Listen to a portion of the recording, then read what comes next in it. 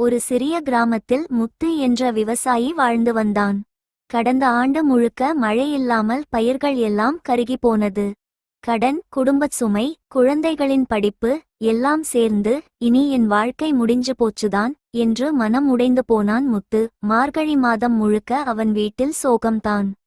ஒரு நாள் அவன் அம்மா சொன்னாங்க, முத்து, கவலைப்படாதே, தை பிறந்தால் வழி பிறக்கும்னு சொல்லுவாங்க. தை மாதம் பிறந்த முதல் நாளில் முத்து வயலுக்கு போனான். அங்கே அரசு அதிகாரிகள் வந்திருந்தார்கள். இங்க பாசனத் திட்டம் தொடங்க போறோம், விவசாயிகளுக்கு விதை, உரம், உதவி எல்லாம் தருவோம் என்றார்கள். அவன் மீண்டும் உழைக்க ஆரம்பிச்சான். வயலில் சிறு சிறு பச்சை முளைகள் தலை தூக்க ஆரம்பிச்சுது. நாட்கள் கடந்தது, வயல் செழிச்சது, முத்துவின் முகத்திலும் புன்னகை மலர்ந்துச்சு.